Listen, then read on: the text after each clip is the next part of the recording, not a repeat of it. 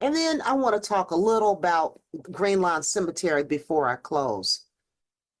Greenlawn Cemetery is the name given to actually four of Indianapolis's earliest cemeteries. Now, this is an issue that is occurring all over the state and all over the country.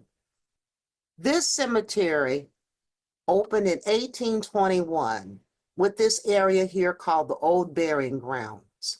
In this area here were the earliest pioneers buried. It was a public cemetery. It didn't cost anything, and people were placed there.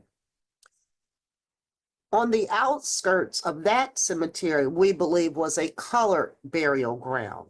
There's evidence in records and newspaper articles. This is White River up and down this area where you see these lines. All of this is White River.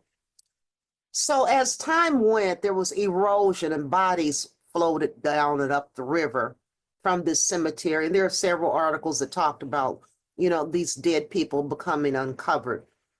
This cemetery became overcrowded, so this part was added, and then this part, and then this part.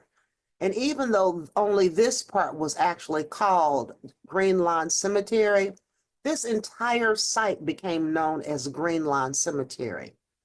Here on Kentucky Avenue, which is right across the street from Lucas Oil Stadium, was where Diamond Chain was built. Diamond Chain is no longer there. A developer tore down the building, which was on the National Register, by the way. And during the demolition, more bodies were uncovered, even though the developer and others said that most, if not all, of the people who had been buried in all four of these sections had been removed and reinterred in other cemeteries over time. Confederate soldiers were buried here, Union soldiers were buried here, and they were both relocated. In this area, there was an excavation here in 1858 and again in 1924, and it was believed all the bodies were removed. But we know that if you didn't have money, you weren't going to be moved. And so that was the case for many people, including many people in this colored burial ground. Well, the city wants to build a bridge and is building a bridge. So for a year, we fought the city about that bridge. Not that we didn't want the bridge, but we wanted them to do the right thing in excavating that ground. So here's the bridge that is under construction right now.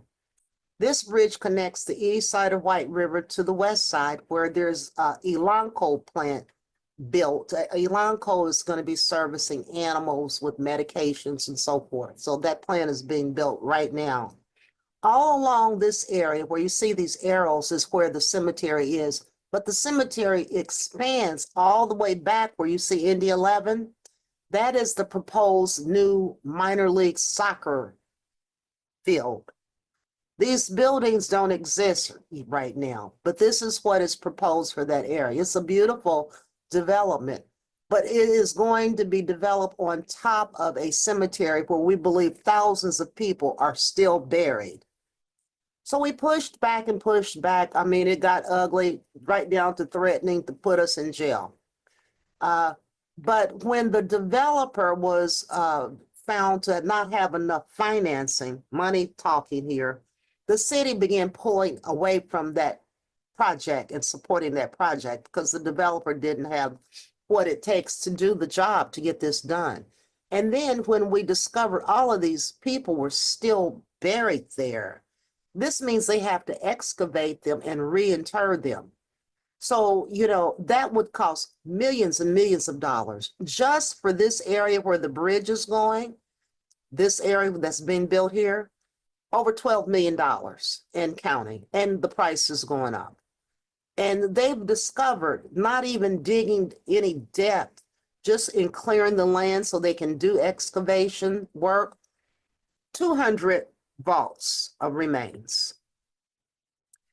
When Diamond Chain was torn down, which was located back in this area, in an area that's been built upon and bodies have been discovered, remains have been discovered since the 1920s, another 200 remains. So we know that there are probably hundreds of people still left buried there. That is our history. This is our heritage.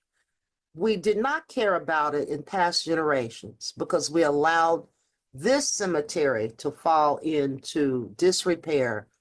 The excavators now are finding layers of people in that cemetery, 3 and 4 people buried on top of each other over the years.